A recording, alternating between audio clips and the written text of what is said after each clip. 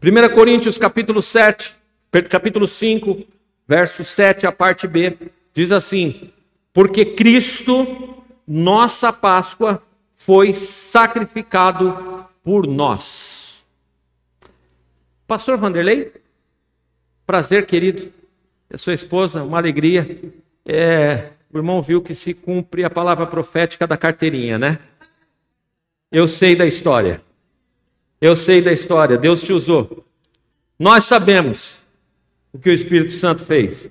Bem-vindo, pastor. Deus te abençoe no ministério lá. Eu sei do trabalho, o evangelista Cido falou do trabalho, do ministério que o irmão desenvolve, que não é fácil.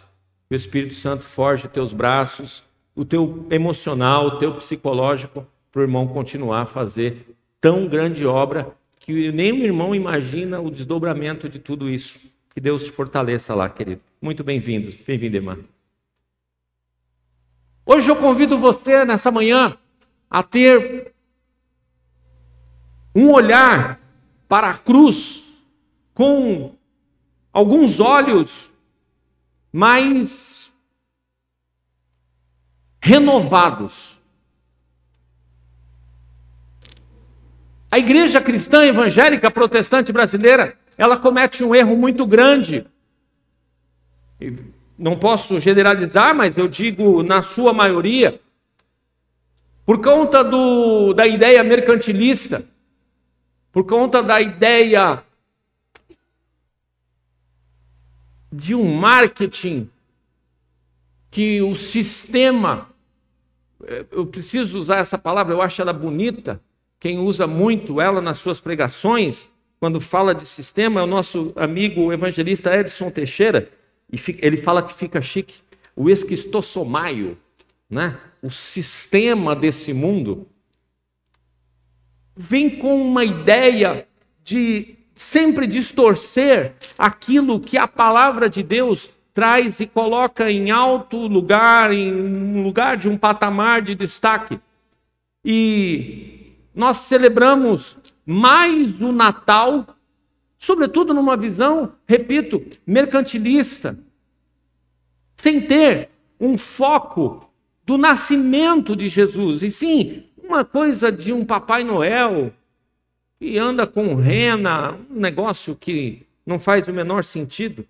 Aí pegam essa data, e eu nunca vi coelho botar ovo. Galinha botar ovo. E olha que eu já dei umas boas andadas lá pelo Nordeste e ouvi muita coisa estranha. Mas coelho botar ovo é totalmente distinto. Vejam, há uma ideia de distorcer a mensagem, há uma ideia de distorcer verdades que são geradas na palavra de Deus, verdades que são colocadas, nascidas na palavra de Deus. Quando eu olho para essa data, está um pouco alto para mim o rebote aqui, tá, Felipe? Eu preciso lembrar de algumas coisas importantes.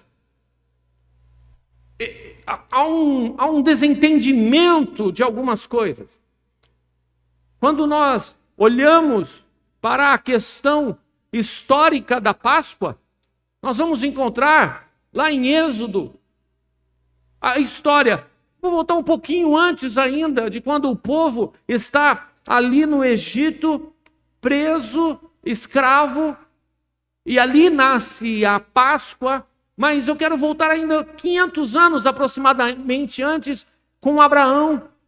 O Deus Todo-Poderoso chama Abraão de amigo, revela o coração dele a Abraão, e já lança, dentre tantas palavras proféticas, lança uma: olha, o povo que vai ser gerado a partir de você vai andar por terras estranhas, vai ficar vivendo um tempo numa terra que não é deles, vai sofrer um tempo. Deus, na sua onisciência, onipresença, atributos que só Ele são conferidos, Ele então sabia que o povo ia entrar por caminhos difíceis, de desobediência, de desagravos ao Deus Todo-Poderoso, e iria passar por processos de sofrimento. E então chega o bisneto Abraão, Isaac, Jacó, José. Bisneto. O bisneto de Abraão, às vezes buga, né? Neto, bisneto, trisneto, é bisneto. Né? Estou errado? Bisneto. José, bisneto de Abraão. E ele, então, é um homem que vai fazer uma grande obra lá no Egito. Deus levanta ele de uma forma milagrosa e trabalha tanto a sustentabilidade dos egípcios, mas a ideia é fazer com que o ímpio sirva de bênção, de esteio, para que a promessa liberada a partir de Abraão continuasse, chegasse até os dias de hoje. Há um processo muito bem organizado na cabeça de Deus e ele move toda uma situação para que o projeto dele acontecesse. E então ele está agora, José faz um trabalho maravilhoso, só que passa o tempo e vem um faraó que esquece de tamanha obra que José fez e agora o povo passa a ser escravo. E quando eles passam a ser escravos, chega uma hora, não era esse o destino final do povo, Deus tinha algo melhor, e então Deus vai fazer uma afronta, gerando 10 pragas, e essas 10 pragas, cada uma está combatendo um deus egípcio, mas chega um ponto, e se preciso for, chega um ponto em que naquele processo, os primogênitos seriam sacrificados. Ou você libera meu povo, ou então os primogênitos, tanto humanos quanto de animais, serão sacrificados. Vai passar o anjo da morte. Porém, foi liberada uma palavra para o povo de Deus. Se vocês pegarem ali de um cordeiro, o sangue de um cordeiro puro, vocês vão pegar o sangue dele e vão tingir os umbrais da porta. Isso vai servir para um sinal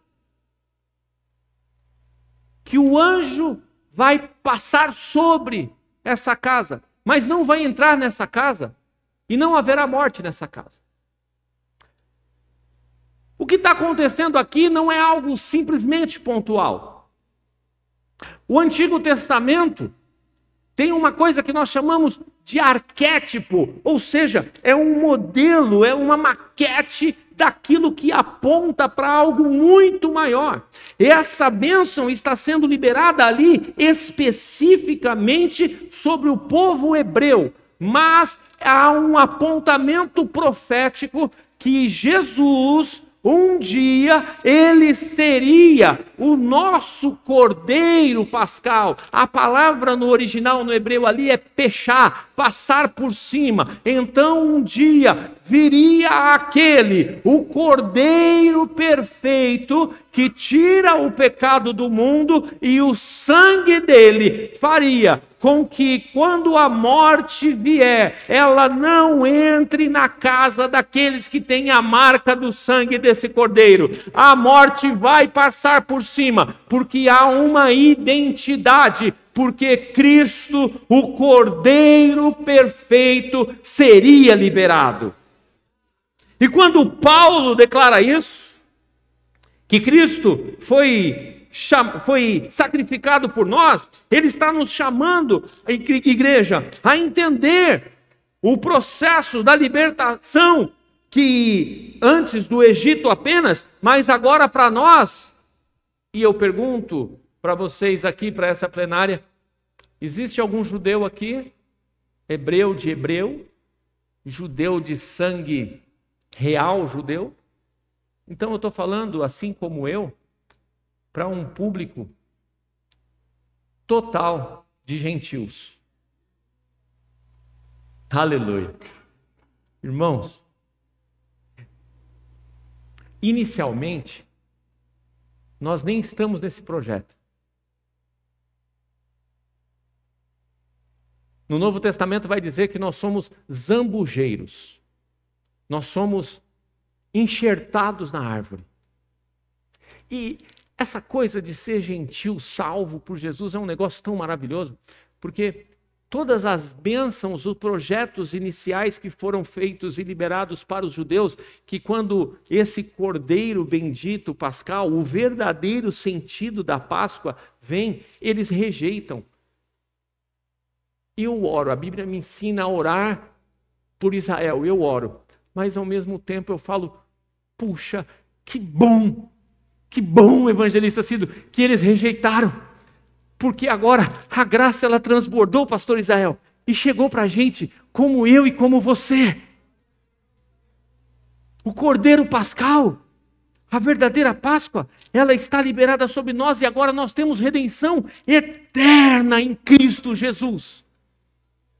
A igreja, e nisso nós estamos, repito, a igreja evangélica brasileira, protestante, agora deram o nome de gospel.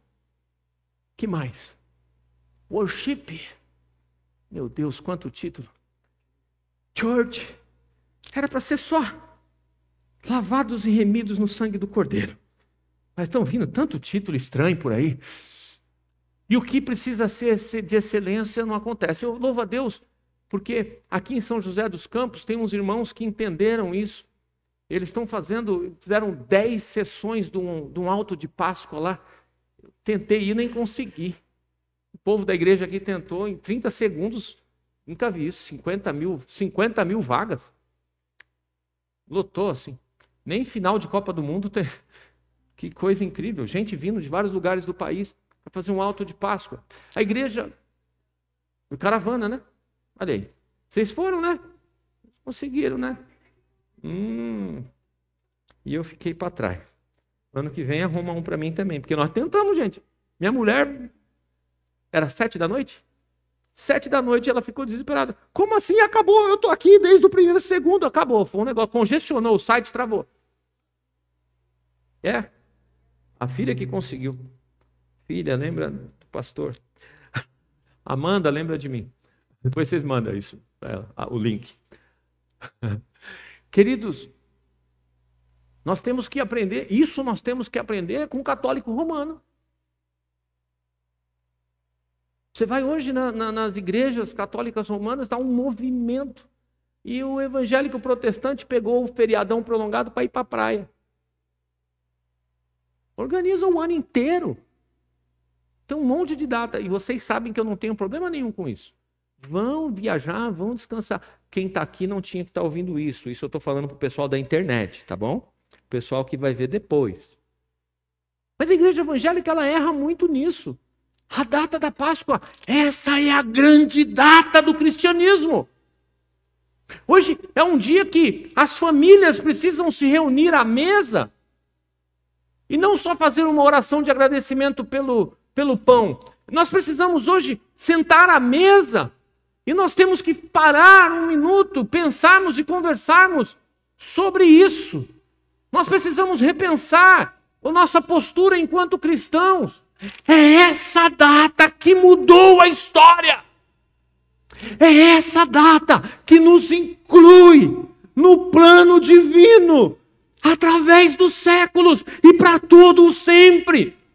É o ato que ele fez na cruz do Calvário. E não podia parar apenas na cruz do Calvário. Era necessário que ao terceiro dia o Cordeiro de Deus ressuscitasse dos mortos e viesse para ter todo o poder, toda a autoridade. Aleluia. Está sobrando, Felipe. Tira alguma coisa aí, Felipe. Está sobrando aqui, abaixa aí. Porque eu agora virei pregador pentecostal. E eu tenho 3 coisas para chamar a atenção de vocês. A primeira, que Jesus é esse Cordeiro perfeito. Em Êxodo, capítulo 12, verso 5, vai dizer: e esse Cordeiro será sem defeito. Antes da libertação do Egito, irmãos, Deus deu uma instrução: sacrificar um Cordeiro sem defeito por família. Era um cordeiro escolhido, examinado, separado. E isso aponta diretamente para Jesus. Jesus, ele foi examinado pelos fariseus. Jesus foi examinado por Pilatos. Ele foi examinado pela multidão. E mesmo assim, ninguém achou culpa e nem defeito nele. Ele é o cordeiro perfeito de Deus. Aleluia! Aleluia! Hebreus 4,15 vai dizer: ele foi tentado em todas as coisas, mas sem pecado. Isso importa, irmãos. Isso importa, porque se tivesse qualquer defeito, o sacrifício seria inválido. Mas o nosso Salvador é santo, puro, perfeito. Aleluia. Isso significa que você pode confiar plenamente nele. Pare de tentar, então, querer ser o seu cordeiro do seu próprio sacrifício. Não existe autojustificação. Romanos capítulo 5, verso 1. Justificados, pois, pela fé, temos paz para com Deus. Por meio de Cristo Jesus, o nosso Senhor e Salvador. Não existe autojustificação. A nossa justificação vem dele. Confie, descanse. Não tente se autojustificar. Busque, entre debaixo da justificação dele sobre a sua vida. Não coloque sua esperança em boas obras. Boas obras são sementes que se lançam. Boas obras são sementes. Faça boas obras. Tiago vai falar sobre isso. Nosso irmão Tiago vai nos ensinar sobre isso. Nós precisamos fazer boas obras. Mas o que acontece em algumas religiões pseudo-cristãs, eles invertem o processo. Eles acham que as boas obras vão justificar. Não, não. É porque somos justificados que realizamos boas obras. É o contrário. Aquele que é justificado, naturalmente, faz boas obras. E aí nós entendemos que nós estamos colocando a mão no nosso alforje, pegando ali as nossas sementes, e por causa de sermos justificados, nós então lançamos essas sementes de boas obras. E olha, quando você faz isso, acredite, sempre que você planta, vai chegar a estação da colheita. Calma.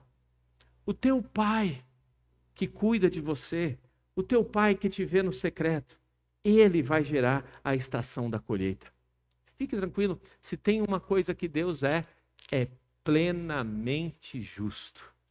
Ele não deve nada a ninguém. Irmãos, num momento de muita dificuldade, onde eu estava começando a trabalhar, e eu, num segmento de aulas, e eu dava aula na Zona Norte de São Paulo, dava aula na Zona Leste, dava aula em Guarulhos, então em lugares distintos, e quem conhece o trânsito de São Paulo sabe a loucura que é. O Senhor me pede o meu carro. Eu já dei esse testemunho aqui.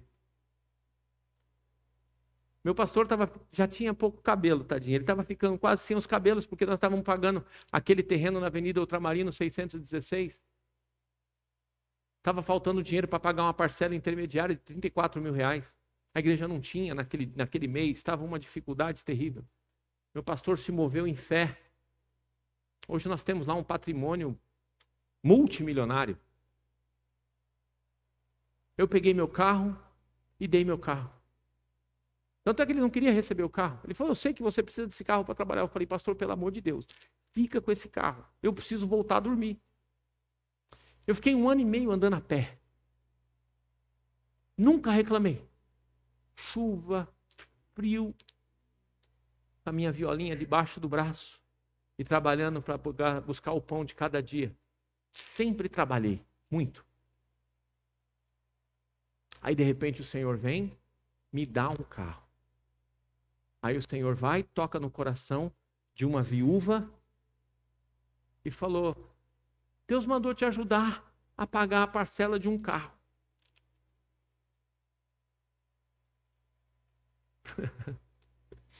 Eu olhei e falei: não, a senhora não pode, a senhora é uma viúva, ganha um salário mínimo e meio. Eu carreguei o esquife do esposo dela no seu velório, eu estava lá. Eu falei: não, isso não pode acontecer. Aí o Senhor trata comigo, isso foi no final de semana, o Senhor trata comigo na quarta-feira de manhã, através de um livro que eu estava lendo do Marcos Witt. Falou: Deus levanta empresários para abençoar aqueles que estão na obra. Deus levanta ricos. Deus levanta viúvas. Olha para o Antigo Testamento e mostrou os testamentos. Eu falei: Deus era o Senhor e eu perdi a bênção. Como eu sou orgulhoso, como eu sou soberbo. Aí eu falei: mas se é o Senhor mesmo, olha como nós somos soberbos, né? Arrogantes, orgulhosos. Eu falei: mas se é o Senhor mesmo, ela vai vir falar comigo de novo, eu não vou atrás dela. Aí acabou o próximo culto de domingo, pastor Israel. A viúva chegou em mim, a velhinha, e falou assim: meu filho, deixa de ser orgulhoso e recebe a bênção que Deus está te dando. Eu falei: oh Deus, bate mais. Bate mais, Senhor. Tá bom, irmã. Aí fui lá, irmãos. Fiz um carnezão, eu não lembro, eu tô tentando lembrar, esses dias, é uma pena que eu não guardei aquela Bíblia, aquele Novo Testamento que eu peguei. Acho que foi 60 ou 48, eu não lembro se foi 60 ou 48. Boa Vista, acho alguma coisa assim. Irmãos, aí quando chegou em casa aquele carneio, eu todo feliz, né? O carro novo, um Vectra 97. Eu tinha um Golzinho 90, que era um ungidão. Vocês conhecem o ungidão? O ungidão eu andava pelas ruas de São Paulo, com o meu Golzinho 90, vazando óleo, e o pessoal falava: tá vazando óleo. Eu falava: vocês não entendem nada do mundo espiritual. Eu estou ungindo a cidade de São Paulo. Vou andando e vou ungindo a cidade. O pessoal não tem visão espiritual, não entende as coisas do reino. E agora eu estou andando num Vectra 97, com kit gás. Porque o bicho bebia mais do que um alcoólatra, aí veio com kit gás ainda para me ajudar. E eu todo feliz, e quando eu olho para aquele carnê, eu falei: Deus, eu olhei para a idade da irmã, olhei para o carnê, eu falei: se essa velha morrer, eu estou enrolado. Como que eu vou pagar essa parcela? Essa mulher ganhou um intercessor agora. Deus dá vida longa à tua serva. Deus dá vida longa à tua serva. E olha só, até hoje ela está viva. Viu? Semeie na vida de pastor. Que ele intercede para você ter vida longa. Brincadeira. Oh, queridos. Boas obras. Aí, passados 6 meses, um presbítero da igreja me procurou, estava trocando um Honda Civic dele, queria pegar um Honda Fit, e ele falou: olha, eu vou fazer o seguinte, agora esse carro é seu. Não tenho condição de pagar isso não. Tem sim. Não tenho. Ele falou: faz uma proposta. Eu falei: vou fazer uma proposta indecente e imoral, que assim ele não vai aceitar, porque eu não queria ficar com o carro. Então, como é que eu ia andar num Honda Civic? Até 6, 7 meses atrás eu andava de ungidão, irmãos. Entende? Eu sabia do meu saldo. Eu sabia quanto eu ganhava. E eu fiz uma proposta indecente. 30 parcelas de R$100. Aí ele falou: negócio fechado. Só paga 36, vai. Eu falei: 30, 36? 100? Eu falei: você entendeu bem 100? Eu peguei e escrevi R$100. Tudo bem? Aí ele falou: é isso aí, tá bom, R$100. O carro é seu. Eu quero abençoar a tua vida. Eu falei: esse negócio de semear, de fazer boas obras, esse negócio realmente funciona. Esse trem é bom. É bom, porque em 6, 7 meses, queridos, o Senhor, de repente eu estou chegando no bairro lá na quebrada, diz Honda Civic. É brincadeira, presbítero Marcos? Deus, eu estou dizendo isso para você, porque Deus não deve nada para ninguém. Nada para ninguém.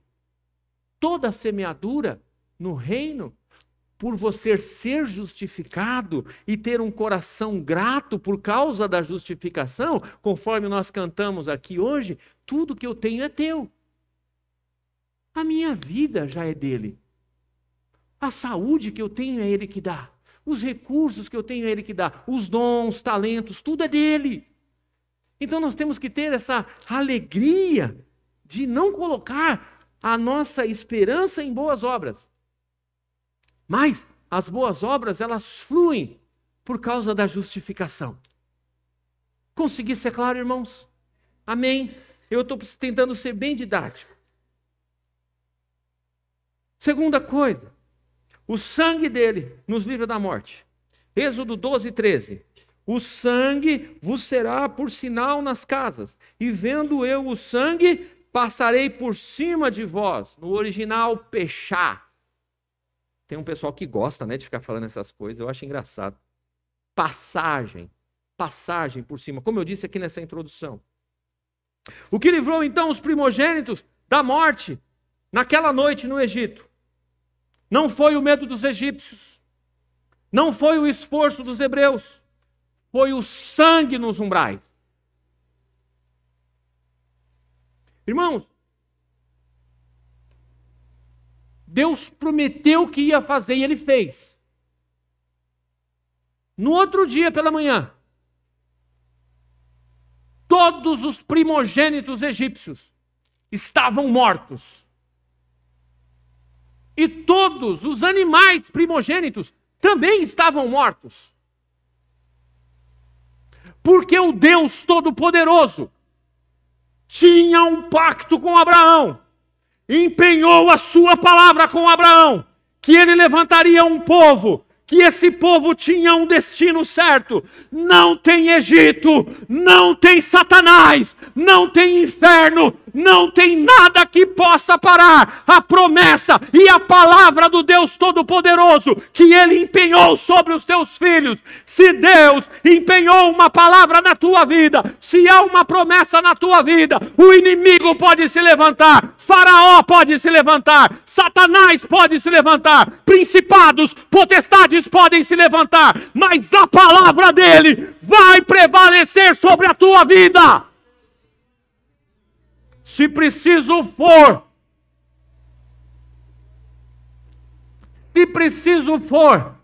ele pesar a mão contra aqueles que vão a favor da obra dele, ele vai colocar a mão, e ele vai pesar, e ele vai barrar. E assim ele fez no Egito. Romanos, capítulo 5, verso 9 diz: justificados pelo seu sangue, seremos salvos da ira.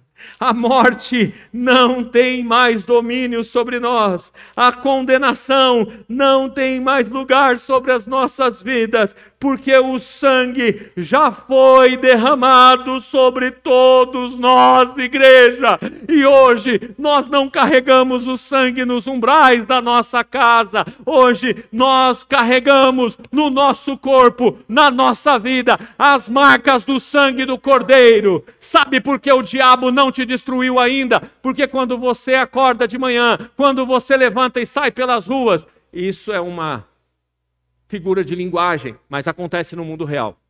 Eu não sei se é assim que eles falam, mas no meu mundo, na minha concepção, é assim que acontece. O diabo, os demônios, eles estão ali na esquina, Ana, e aí vem vindo a Ana. Vem cá, Ana. Vem cá, Ana. Dá a mão aqui, Ana. Aí vem vindo a Ana. Não, anda daquele jeito assim, a mulher imponente. Vai. Vem vindo a Ana. Isso. A Ana está passeando. Quando o demônio vê a Ana e fala assim: não posso tocar. Eu odeio ela, mas eu não posso tocar nela. Porque ela está desfilando e eu estou vendo o sangue do Cordeiro na vida dela. Eu vejo o sangue do Cordeiro. Por isso eu não toco nela. E é por isso que Satanás não pode tocar em você. Porque o sangue do Cordeiro, ele te protege. Não é apenas nos umbrais. Hoje, você andando pelas ruas, o inimigo, ele observa você e ele não pode tocar, porque o sangue do Cordeiro está derramado sobre você, aleluia. Jesus diz para Pedro, Satanás,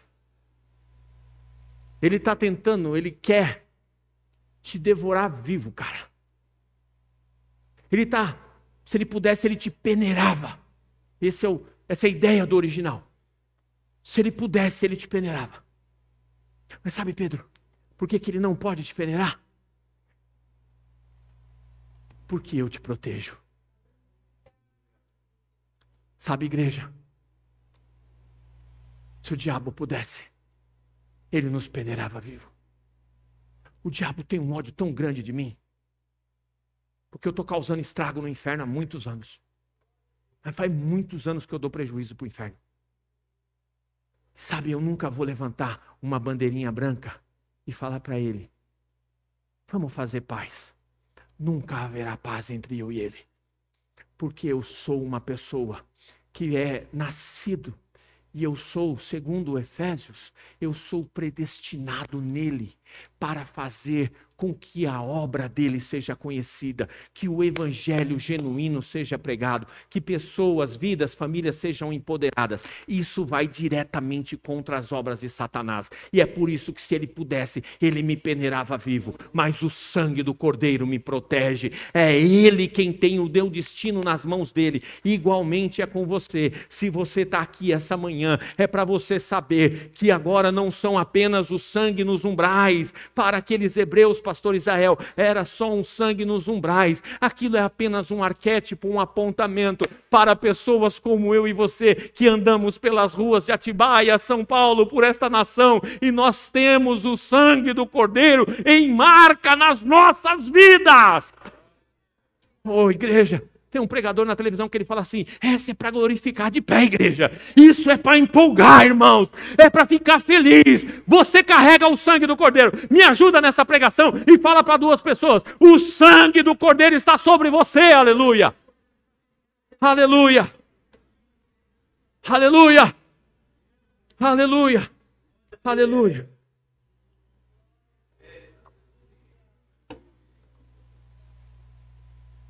A aplicação prática desse tópico é: rejeite o medo da condenação. Rejeite o medo da condenação. Lance fora o medo. Viva com segurança, sabendo que o sangue está sobre a tua vida. Tem gente que anda insegura. Tem cristão que anda inseguro. O sangue dele é a tua segurança. O sangue dele é a tua segurança.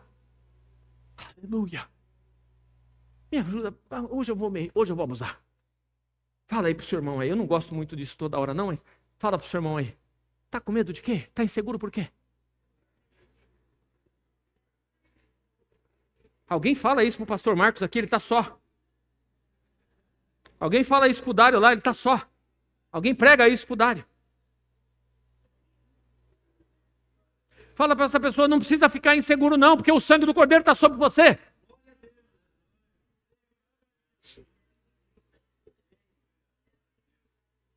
Não. Vamos conversar aqui, peraí.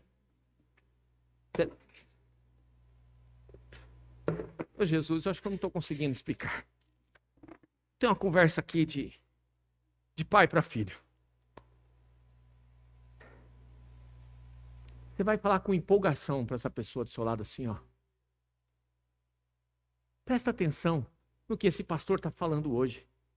Isso é fundamental para a tua vida. Olha no olho dessa pessoa e fala, mas fala assim, ó. Se você entender isso, muda, vira a chave da sua caminhada. Não tem por que ter medo, não tem por que ter insegurança. O que está acontecendo aí? Bateu uma doença? Um diagnóstico que o médico falou, que esse diagnóstico é um diagnóstico que te traz tristeza e preocupação. O que acontece, está acontecendo aí na tua vida? É uma notícia sobre emprego, que agora você está preocupado com o sustento que está comprometido. Você não tem que ter medo de nada. Você não tem que ter medo de nada. O sangue do Cordeiro está liberado sobre você. Me ajuda, pelo amor de Deus, e prega isso para umas 2, 3 pessoas, mas prega empolgado, por favor.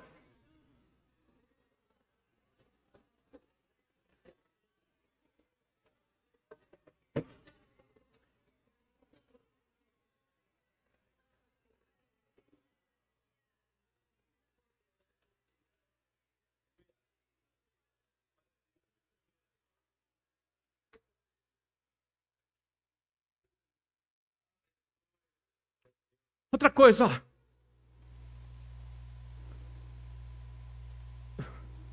No meu mundo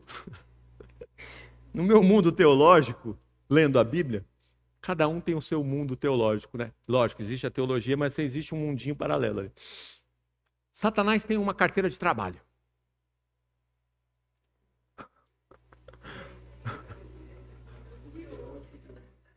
Ele é o CEO. Boa, pastor Adriano. E tem lá uma especialidade dele. Acusador. Especialização da casa. Acusador. E ele vai vir te acusar, tá? Ele vai vir te acusar. Certamente ele vai vir te acusar de algumas coisas. Faz o seguinte. Dentro desse tópico, a última aplicação prática que eu trago para você é: aponta para a cruz e para o sangue do Cordeiro. Aponta. Fala, Satanás, que conversa é essa de você vir me acusar? Lembra ele sabe disso tudo, tá? Mas ele mete um louco, como diz os jovens. Ele mete um louco. Todo dia ele está dando um jeito de meter um louco para a vida da vida da gente. E aí você vai dizer para ele assim: lembra, Satanás, que você foi vencido na obra da cruz do Calvário? E o sangue vertido naquela cruz está sobre mim. Então a sua acusação é inválida. Eu sou lavado e remido pelo sangue do Cordeiro. Nenhuma acusação há para aqueles que estão em Cristo Jesus. Aleluia. Aleluia. A Páscoa, e eu fecho aqui. A Páscoa, ela marca um novo tempo. Êxodo 12, 2. Este será o principal dos meses. Será o primeiro dos meses do ano. A libertação, irmãos, ela foi tão marcante que Deus disse: esse é o começo de algo novo. É o próprio Deus que declara isso para Israel. É o começo de algo novo. O sangue do Cordeiro é o começo de algo novo. A obra na cruz do Calvário é o começo de algo novo. Você não pode andar. Você não pode andar. Tá ruim, ó dia, ó céu, ó azar. Como é que tá a vida aí, irmão? Né? Vivendo de fé em fé, de glória em glória. O sangue de Jesus tem poder. Essa fé em fé, essa glória em glória. Vitória em vitória. Que vitória? Que vitória é essa? Irmão, estou tomando pancada de todo lado. Mas eu vivo um novo tempo por causa da obra do Cordeiro. Aqui eu vou ter alguns lampejos de tudo o que me espera, mas o que me espera na eternidade é algo maior, é algo gratificante, é algo poderoso. Oh, meus irmãos, quando nós fazemos a ceia aqui, nós fazemos, inclusive ano que vem nós vamos mudar, me ajuda a lembrar disso, me ajuda a lembrar, ano que vem nós vamos fazer a ceia na Páscoa. A gente vai tirar a ceia do segundo domingo e a gente vai trazer para a Páscoa. Obreiros, eu sou esquecido, vocês sabem que eu tenho essa dificuldade. Me lembra disso? Eu fiz a ceia semana passada, segui o protocolo da denominação. Eu vou tirar o protocolo da denominação, vou trazer para a Páscoa e eu vou fazer o protocolo bíblico ano que vem. Vocês me ajudam nisso. Me perdoem, passou batido, irmãos. Me perdoem, passou batido. Depois eu falo assim, a ceia tinha que ter feito agora. Cadê o Caio? Mês que vem nós vamos começar a inscrição do coral. Final do ano tem musical de Natal. E já se vira para o musical de Páscoa. A Sara não está aqui, né? Ela vai estar à noite. Cadê a Sara? Não está, né? Dá o recado para a Sara. Ele vai no PG de vocês. Ah, não, ela está com o PG novo. Mas são vocês o contato. Fala para ela que eu tenho fecha o ouvido aí, igreja. Eu tenho um combinado com ela de um musical das crianças no final do ano. Fala que eu quero, junto com o musical deles, eu quero um musical das crianças também. Avisa a tia da escolinha, vocês se viram. Nem que eles venham aqui de coelhinho sem chocolate. Desenhadinho. Mas eu quero um musical também, na Páscoa do ano que vem. Me ajuda a lembrar disso tudo. Manda esse vídeo para mim, para eu colocar na minha agenda. É o começo de algo novo. Deus está dizendo, é o começo de algo novo. Novidade de vida. Nós somos o povo da novidade de vida. Nós somos o povo da novidade de vida, irmãos. Segundo Coríntios 5,17, o apóstolo Paulo vai dizer, se alguém está em Cristo, alguém aqui está em Cristo? Não estão não. Deixa eu ver só. Alguém aqui está em Cristo? Alguém aqui está em Cristo? Agora vocês entenderam a Páscoa. Agora entenderam a Páscoa. Se alguém está em Cristo, nova criatura é. Novidade. Nós somos o povo da cruz. A Páscoa, ela não é apenas uma memória, ela é transformação. Ela não é só o que ele fez, mas o que ele continua fazendo em nós. Novidade de vida diária e constante, aleluia. Paulo diz, ainda na sequência, no texto que eu li como base, de 1 Coríntios 5, 7, a parte B, o 8 ele vai dizer, lançai fora o fermento velho. Ou seja, tire da sua vida o que contamina e essa celebração antiga. Não, a celebração que nós vivemos é hoje, é agora, é nova, é óleo fresco. Aleluia.